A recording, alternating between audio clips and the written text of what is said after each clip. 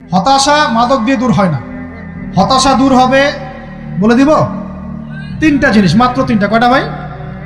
এক, 5 ওয়াক্ত নামাজ। এক কি? নামাজে আপনি অজু করে সেজদা দেন, ইনশাল্লাহ আপনার মনে প্রশান্তি না আসলে আমাকে এসে বলেন যে আসে না।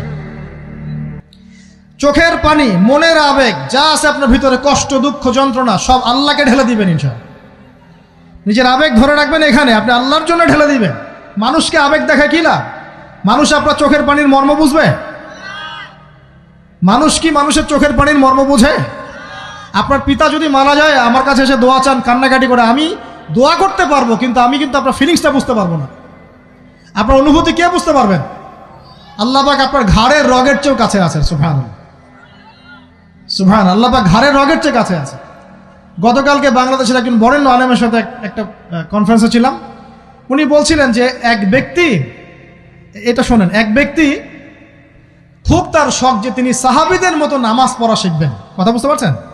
সাহাবীদের মতো নামাজ শিখবেন। তো একজন বরেণ্য আলেমের কাছে এসেছেন, এসে বলছেন যে আমাকে সাহাবীদের মতো নামাজ শিখিয়ে দেন। তখন সেই আলেম আরেকজন আলেমের সন্ধান দিয়েছেন, যা তুমি তার কাছে যাও, তিনি শেখাবেন। তো সেই ব্যক্তি একটু অবাক হয়েছেন, কারণ যাকে প্রশ্ন করেছিলেন তিনি অনেক বড় মুহাদ্দিস, আর যার কাছে পাঠানো হচ্ছে তিনি অত বড় মুহাদ্দিস নন, কিন্তু আবেদ, আমল করেন। তাকে গিয়ে বলছেন উনি আমাকে পাঠিয়েছেন সাহাবীওয়ালা নামাজ শিখিয়ে দেন। তখন তিনি বলছেন ঠিক আছে, সুন্দর করে অজু করে আসো, সুন্দর করে অজু করে আসো। অজু করার সময় খালি খেয়াল রাখবা যে আমি অজু করছি শুধু আল্লাহর সন্তুষ্টির জন্য। কি খেয়াল রাখবেন? অজু করছি শুধু আল্লাহকে রাজি খুশি করার জন্য অজু করছে, আর কোনো উদ্দেশ্য নাই আমার। অজু করতে যাচ্ছে, তিনি আবার বলছেন দাঁড়াও, শুধু আল্লাহকে রাজি খুশি করার জন্য অজু করো। আবার শুরু করছেন, আবার বলছেন শোনো, শুধু আল্লাহকে রাজি খুশি করার জন্য অজু করো। এভাবে বলতেই আছেন, নামাজে দাঁড়িয়েছেন, দাঁড়ানোর আগে বলছেন শোনো, শুধু আল্লাহকে রাজি খুশি করার জন্য নামাজ পড়ো। বলতেই আছেন। এক পর্যায়ে সে ব্যক্তি নামাজ শুরু করলো, নামাজে মনোযোগ এদিক ওদিকে যায়, আর তার মাথায় এটা আসে, এই শুধু আল্লাহকে রাজি খুশি করার জন্য আমাকে নামাজ পড়তে হবে, শুধু আল্লাহকে রাজি খুশি করার জন্য নামাজ পড়তে হবে। এই চিন্তা তার মনের মধ্যে ঘুরপাক খাচ্ছে। এভাবে নামাজটা সে শেষ করেছে। শেষ করে চিন্তা করছে যে নামাজ তো পুরোপুরি মনোযোগ দিতে পারলাম না, বারবার মাথার মধ্যে এরকম চিন্তা আসছে, আল্লাহ আমাকে তুমি মাফ করে দাও, নামাজটা আমার মনে হলো না ঠিক মতো। তখন সে ফিরে এসে তার সে ওস্তাদকে বলছেন আমার তো নামাজ এরকম করে পড়লাম, কিন্তু শেষমেশ মনে হলো যে নামাজটা হয়তো কবুল হয় নাই, আল্লাহর কাছে খুব মাফ চাইলাম, আল্লাহ আমাকে মাফ করে দাও, নামাজটা মনে হলো না। তখন সেই যে প্রথম ব্যক্তি যিনি পাঠিয়েছেন তিনি বলছেন এটাই হলো সাহাবীওয়ালা নামাজ। তারা আল্লাহকে রাজি খুশি করার জন্য নামাজ পড়তেন, নামাজ শেষ করে আল্লাহর কাছে ইস্তেগফার করতেন, আল্লাহ কিছুই হলো না, কিছুই হলো না। আমার কথা কি বুঝতে পারছেন? অতএব আল্লাহকে রাজি খুশি করার জন্য আপনি আপনার আবেগ, আপনার ইবাদত সব ঢেলে দিবেন ইনশাআল্লাহ। অন্য কারো কাছে কিছু পাওয়ার আশা করবো। আমাকে আল্লাহ পাঠিয়েছেন দুনিয়াতে নামাজ পড়তে, রোজা রাখতে, দিনের প্রচার করতে, দিনের জ্ঞান অর্জন করতে, এই তো। তা আমি একজন মেয়ের জন্য জীবন নষ্ট করে দিব কেন? আমি তাহলে আল্লাহর কাছে কি মুখ দেখাবো, আর নবীর কাছে কি মুখ দেখাবো? ওখানে গিয়ে বলবো আল্লাহ আমি আমার অমুক প্রেমিকার জন্য আশেক হয়ে একদম জীবন দিয়ে দিয়েছি, আত্মহত্যা করেছি। গেছে ভাই, যাইতে দেন। যে ব্যক্তি আপনার অবস্থানকে মূল্যায়ন করে নাই সে আপনার যোগ্য ছিল না। এখন আপনি কি করবেন? নিজের অবস্থান উন্নত করেন, আপনার পিছনে লাইন ধরে ঘুরবে ইনশাআল্লাহ। এটাই বাস্তবতা। দুনিয়া খুব খারাপ জিনিস। মানুষের অবস্থানকে মূল্যায়ন করে, মানুষের অবস্থানকেই মূল্যায়ন করে, কিন্তু আল্লাহ রাব্বুল আলামিন আপনাকে সর্বাবস্থায় ভালোবাসেন। আলহামদুলিল্লাহ। এই যে আমরা এখন অনেক পাপ করছি না, আল্লাহ কি আমাদেরকে আযাব দিয়ে ধ্বংস করে দিয়েছেন? আল্লাহ পাক এখনো আমাদেরকে ভালোবাসেন, রহম করেন, আল্লাহ পাক অপেক্ষা করছেন কখন তওবা করবে, আমি তওবা কবুল করব। এই কখন আমার বান্দা খালি একবার বলে আস্তাগফিরুল্লাহ, আল্লাহ পাক সাথে সাথে মাফ করে দেবেন ইনশাআল্লাহ। আর সেই আল্লাহকে ভুলে আপনি কার পিছনে ছুটছেন? আমরা কিন্তু নিয়াত করতে পারি ভাই যে আমরা যারা ওয়াজ শুনলাম জীবনে কোনোদিন সিগারেটে হাত দিব না ইনশাআল্লাহ। রাজি আছি ভাই? অন্য বড় বড় জিনিস তো বহুত দূরের কথা। আচ্ছা, অনেকে রাজি হয় নাই কেন? আপনারা কি অলরেডি আসক্ত? আমি অনেক ভাইকে দেখেছি মাশাআল্লাহ ইফতার খুলেই একদম বেনসন টানা শুরু করে। হ্যাঁ, এটা যে হারাম আপনাদের কেউ ওয়াজ করে শোনায় নাই? এটাকে কি মনে করেন আপনারা, হারাম না হালাল? কেউ বলেছে মাকরু, নাকি মাকরু ফতোয়া দিয়েছে?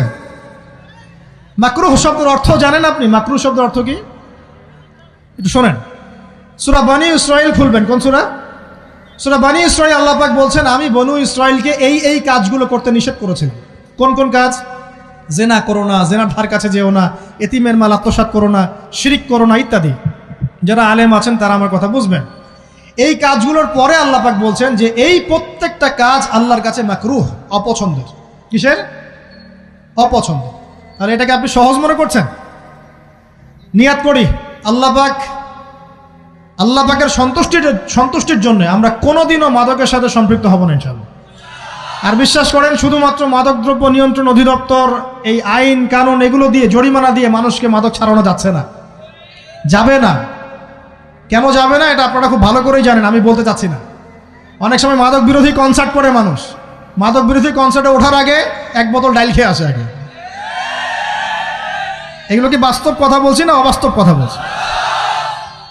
আমাদের যুবক ভাইরা কোশ্চিনকালেও মাদকের ধার কাছে যাবেন না ইনশাআল্লাহ। একটা হাদিস খালি মনে রাখেন, এই হাদিসটা মনে রাখেন। নবী সাল্লাল্লাহু আলাইহি ওয়াসাল্লাম বলেছেন, কেউ যদি মাদকদ্রব্য সেবন করে তার 40 দিনের নামাজ কবুল হবে না। সিগারেট একটা খেয়েছি, 40 দিন নামাজ নাই। এরপর যদি সে তওবা করে আল্লাহ মাফ করে দিবে। আবার যদি মাদক খায় আবার 40 দিন কবুল হবে না। যদি আবার তওবা করে আল্লাহ মাফ করে দিবেন। আবারও যদি খায় আবারও 40 দিন কবুল হবে না। আবারও তওবা করলে আল্লাহ আবার মাফ করে দিবেন। চতুর্থবার সে যদি মাদক খায়, আল্লাহ রসুল সাল্লাল্লাহু আলাইহি ওয়াসাল্লাম বলছেন, আল্লাহ পাক কিয়ামতের মাঠে তাকে তিনাতুল খাবাল পান করাবেন। কি পান করাবেন? তিনাতুল খাবাল। সাহাবীরা বললেন, ইয়া রাসূলুল্লাহ, এটা কি তিনাতুল খাবাল? কি? নবী সাল্লাল্লাহু আলাইহি ওয়াসাল্লাম বলছেন, এটা হচ্ছে জাহান্নামীদেরকে আযাব দেওয়ার পর তাদের রক্ত মাংসের যে পুঁজ বের হবে, এই যে ড্রিঙ্কস, জাহান্নামের হার্ড ড্রিঙ্কস, এই ড্রিঙ্কসের নাম হলো তিনাতুল খাবাল। আল্লাহ পাক আমাদের সবাইকে মাদক থেকে বাঁচিয়ে রাখে। আমল হচ্ছে কোরআন তেলাওয়াত। যে ব্যক্তি কোরআন তেলাওয়াত করতে পারে নিয়মিত, তার মনের মধ্যে এই হতাশা, এই ভীরুতা, এই কাপুরুষতা কিচ্ছু আসবে না ইনশাআল্লাহ। আমি গ্যারান্টি দিচ্ছি আপনাকে, হতাশা আসবেই না আপনার মনে যদি আপনি কোরআন বুঝতে পারেন। কোরআনের একটা আয়াত নিয়ে কোনো সময় দেখা যায় 2-3 ঘন্টা সময় পার হয়ে যাচ্ছে, আয়াতটা ছেড়ে সামনে যেতে পারছি না। কোরআনের ভিতরে ঢুকলে আপনি দুনিয়ায় ভুলে যাবেন কি হচ্ছে আশপাশে। আমি এমন অনেক আলেমকে দেখেছি যে একটা বই, পাতলা একটা বই, আরবি বই নিয়ে পড়া শুরু করেছেন, ওই যে ফজরের পরে জোহরের ওয়াক্ত হয়ে যাচ্ছে, বইটাই শেষ করতে পারেননি এখন। বুঝতে পারবেন না? যখন আপনি ইলমের ভিতরে ঢুকে যাবেন, কোরআনের ভিতরে, হাদিসের ভিতরে, আপনার দুনিয়ার খেয়ালই নাই। একজন আলেম, তিনি এক রাত্রে একটা বই লিখেছিলেন, চটি বই, এক রাত্রের মধ্যে। বলা হচ্ছে, তার সম্পর্কে বলা হচ্ছে যে রাতের খাবার তাকে দেয়া হয়েছে যে আপনি এটা খেয়ে নেন। তো সে খাবারটা পাশেই আছে, খাবারটা খাবো, এটা লিখে খাবারটা খাবো, এরকম তার চিন্তা ছিল। ফজর হয়ে গেছে, বই লেখাও শেষ, খাবার এই অবস্থায় পড়ে আছে, ডুবে গেছেন ভিতরে, খাওয়ার মাথায় তার খেয়াল নাই। এরকম হয়। একজন মনীষী, বিখ্যাত মনীষী, রিয়াদুস সালেহীন কিতাবের রাইটার, সংকলক আল্লামা নববী রাহিমাহুল্লাহ, এরকম সারা রাত চলে গেছে, পাশে 2টা খেজুর, ওই 2টা খেজুর খাওয়ারই সময় পান। হাদিস নিয়ে গবেষণা করতে রাত পার হয়ে গেছে। আমি বলতে চাচ্ছি, যখন ইলমের ভিতরে, কোরআন হাদিসের ভিতরে ঢুকে যাবেন, আপনার দুনিয়ার খেয়াল আপনার চলে যাবে ইনশাআল্লাহ। এই টেনশন, হতাশা, এই সেই বাদ। তখনই আল্লাহ পাক আপনাকে তার পক্ষ থেকে রহমত দিবেন, বরকত দিবেন, আল্লাহ আপনার দুনিয়ার কাজগুলো করে দিবেন ইনশাআল্লাহ। তখন দেখবেন কেউ আপনার দুনিয়ার ওই কাজটা করে দিয়েছে, কেউ ওই কাজটা করে দিয়েছে, কেউ বাসায় খাবার পাঠিয়ে দিয়েছে, আল্লাহ পাকই এগুলো করাই দিবেন ইনশাআল্লাহ। তো প্রিয় ভাইরা, মাদকে যাব না আল্লাহর কাছে আসবো? 2 নাম্বার কোরআন তেলাওয়াত, 3 নাম্বার আল্লাহর জিকির। 3 নাম্বার কি ভাই? আল্লাহর জিকির। চলতে ফিরতে সব সময় মুখ চলতে থাকবে, মুখ না চললেও মনে মনে মন তাজা থাকবে, মনে মনে জিকির হতে থাকবে। মনে মনে জিকির করতে পারেন? মুখ নড়বে না, কিন্তু মনে মনে আপনার একটা জিকির হতে থাকবে। সুবহানাল্লাহ ওয়া আলহামদুলিল্লাহ, লা ইলাহা ইল্লাল্লাহ, আল্লাহু আকবার। পারা যাবে? পারে। মানুষের মন কখনো চুপ করে থাকে না, কিন্তু মানুষের মন অলওয়েজ কিছু না কিছু চিন্তা করতে থাকে না, যতক্ষণ না ঘুমায় মানুষ। তো প্রিয় ভাইরা, বেশি বেশি জিকির করব, সুবহানাল্লাহ, আলহামদুলিল্লাহ, লা ইলাহা ইল্লাল্লাহ, আল্লাহু আকবার, লা হাওলা ওয়ালা কুওয়াতা ইল্লা বিল্লাহ, এগুলো চলতে থাকবে। আল্লাহ পাক তৌফিক দান করুন, আমিন। আমরা আমাদের সমাজে যুবকদেরকে এরকম টিকটকে দেখছি, অনলাইনে আসক্ত দেখছি, জেনায় আসক্ত দেখছি, পর্নোগ্রাফিতে আসক্ত দেখছি। আমরা দেখছি আমাদের যুব সমাজকে মাদকে আসক্ত, কিশোর গ্যাংয়ে আসক্ত। এইগুলো কি আমাদের কাম্য ছিল ভাই? আমাদের কাম্য ছিল? এই অবস্থায় কি যুব সমাজ আল্লাহ পাকের দ্বীনের পতাকা হাতে নিয়ে আল্লাহর জমিনে দিন কায়েম করতে পারবে কি না, একটু আমাকে উত্তর দেন দেখি। এখন এই অবস্থায় পারবে?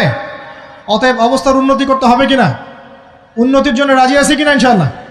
আমরা চাই কি আল্লাহ পাকের দিনটা আল্লাহর জমিনে প্রতিষ্ঠা লাভ করুক, আল্লাহর দিন সবার ঘরে ঘরে পৌঁছে যাক, আল্লাহ পাকের দিনের যে সৌন্দর্য সবাই সেটায়, এই সৌরভটা সবাই পাক। আমরা চাই কি না?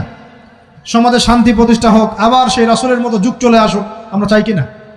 অতএব আমাদের সবাইকে যৌবনের এই প্রলোভনগুলো থেকে বেরিয়ে এসে আল্লাহ পাকের ইবাদতে আত্মনিয়োগ করতে হবে। আল্লাহ পাক আমাদের সবাইকে তৌফিক দান করুন, বলি আমিন। আমাদের সবাইকে আল্লাহ রাব্বুল আলামিন কুরআন এবং হাদিসের গভীর জ্ঞান অর্জন করার তৌফিক দান করুন, বেশি থেকে বেশি ইবাদত করার তৌফিক দান করুন। আল্লাহ পাক সবাইকে হারাম সমস্ত রিজিক থেকে বাঁচিয়ে রাখুন, জেনা, ব্যভিচার এবং নারীর ফিতনা, মাদক থেকে আল্লাহ বাঁচিয়ে রাখুন। আল্লাহ পাক আমাদের সবাইকে হালাল রিজিক, হালাল সম্পর্ক যথেষ্ট করে দিন। আল্লাহ পাক আমাদের সবাইকে যেন দিনের দাওয়াতের মেহনত করার তৌফিক দান করেন এবং আলেম ওলামার সাথে পরামর্শ করে দিন শেখার এবং বোঝার তৌফিক দান করেন। যুবতী দিনী বোনদের জন্য, এখানে বোনরা আছেন না? আছেন কি না? দিনী বোনরা আছেন? একটা নসিহত দিনী বোনদের জন্য আমি একটা নসিহত করতে চাচ্ছি, একটা নসিহত। আমার এই একটা নসিহত একটু মন দিয়ে শুনুন প্রিয় দিনী বোন। রাসূলুল্লাহ সাল্লাল্লাহু আলাইহি ওয়াসাল্লাম আমাদের দিনী বোনদের জন্য জান্নাতে যাওয়ার একটা ফর্মুলা বলে দিয়েছেন। আমি কি বলবো সেটা? আচ্ছা, রাসূলুল্লাহ সাল্লাল্লাহু আলাইহি ওয়াসাল্লাম বলেছেন আমাদের দিনী বোনেরা, আমাদের মায়েরা, এই নারী জাতি মাত্র 4টা কাজ করলে জান্নাতের যে কোনো দরজা দিয়ে ইচ্ছা প্রবেশ করতে পারবে ইনশাআল্লাহ। খুশি হন নাই? কয়টা কাজ? মাত্র 4টা। এক, যদি আমাদের দিনী বোনেরা 5 ওয়াক্ত নামাজটা ওয়াক্ত মতো পড়ে, আল্লাহ পাক তৌফিক দান করুন, বলি আমিন। 2 নাম্বার, যদি তারা রমাদান মাসের রোজাটাকে ঠিক মতো আদায় করতে পারে। 1 নাম্বার 5 ওয়াক্ত নামাজ ঠিকঠাক আদায় করা, 2 নাম্বার রমজান মাসে সওম রাখা, 3 নাম্বার তাদের লজ্জাস্থানের হেফাজত করা, মানে শরঈ পর্দা মেনটেন করা, শরঈ পর্দা মেনটেন করা। এবং আমি বলে দেই, চেহারাটা আপনাদের পর্দার অন্তর্ভুক্ত। এটা নিয়ে অনেক বাকবিতণ্ডা হয় না সমাজে, চেহারা দেখানো যাবে কি যাবে না ইত্যাদি। চেহারা আপনার পর্দার অন্তর্ভুক্ত বিষয়, ফুল স্টপ। এর উপরে ফতোয়া অনেকভাবে দিচ্ছে, কিন্তু বরেণ্য উলামায়ে কেরামের কিতাবগুলো ঘাটাঘাটি করেন, তাদের ফতোয়া হচ্ছে চেহারা আপনার পর্দার অন্তর্ভুক্ত বিষয়, চেহারা ঢেকে রাখবেন, আল্লাহ পাক তৌফিক দান করুন। চোখ থাকবে খোলা, ঠিক আছে। 4 নাম্বার, স্বামীর আনুগত্য করতে হবে। স্বামীর আনুগত্য, এই যে আনুগত্য শব্দ শুনলেই মানুষের একটা মানে নেগেটিভ ধারণা তৈরি হতে পারে। স্বামীর আনুগত্য মানে কি আমি তার দাসত্ব করব? আনুগত্য মানে, প্রিয় দিনী বোন, আনুগত্য মানে দাসত্ব নয়।